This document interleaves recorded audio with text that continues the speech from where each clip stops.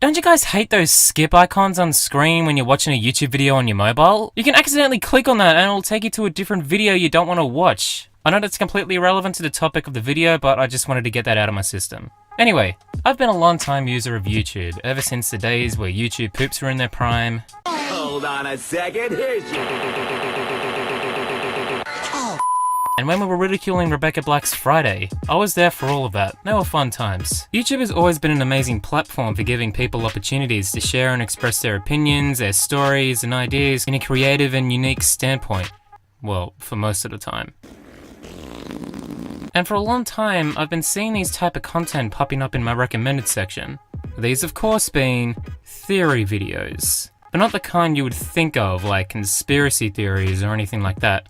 I'm talking about pop culture theorists. These are the kind of people who make theses on events in which occurs in different pieces of pop culture media. Everywhere I browse through, well, not just YouTube, but pretty much the entire internet, I've had my fair share of run-ins with different theorists based on particular movies and any pop culture for that matter. And it's not like I have a problem with these videos, which I'll explain why in a minute. This video is more of a compliment and less of a rant, but I see this everywhere. In fact, when I look up theories on YouTube, the majority of the results consist of movie and game theories. I even come across top 10 lists of these theories. Some of the most popular types of movies out there I see floating around include Harry Potter, Game of Thrones, horror movie, and one I probably see the most out there is Disney and Pixar movie theories. I'm serious, every other video I see popping up in my recommended section is somebody speculating what's going on in a Pixar film. And going to the latter, there's an actual theory on a timeline which explains where each Pixar film is set and where it all resolves. And there are channels dedicated towards theorizing different movies, studios and genres and anything like that.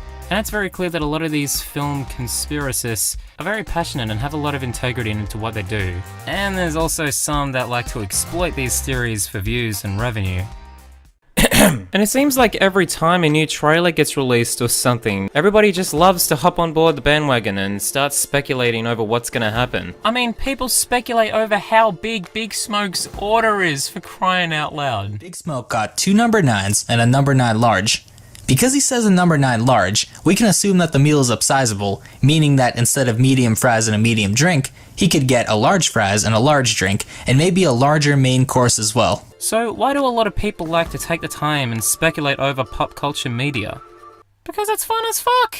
People love speculating over movies and TV shows because it draws up a conversation. It shows just how much these movies and TV shows have left an impression on them, and they just want to share their love and appreciation through their audience who just so happens to have the same interests as them. They give us insights and perceptions into things that we may have never have thought of, and they let us open a new perspective into what we've enjoyed before. Maybe that's why a lot of movies people like to talk about and are really popular on the internet are kids' films. Because these films resonated with them as kids, and as they grow up, they realize there's more to these films than what they thought. They find that there's actually topics that can be relatable to them as adults, proving those movies still hold up with them. And for them, that's what makes a really good conspiracy, or in this case, film.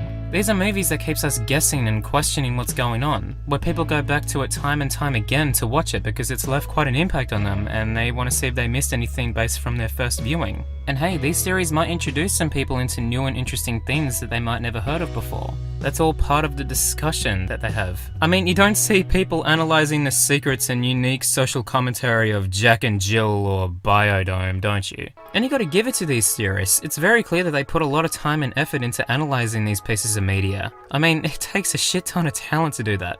Usually a lot of this stuff they bring up would go through many people's heads, so kudos to you guys. So in the end, keep doing what you love doing, and for those who want to pursue a career in researching and analysing in movies and TV shows, go for it.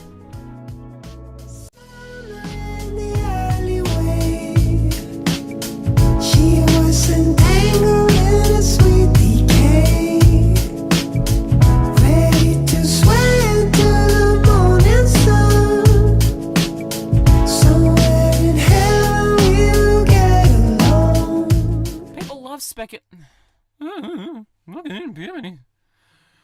Oh, Mr. Simpson. Oh. Your order is ready, Mr. Simpson. Alrighty.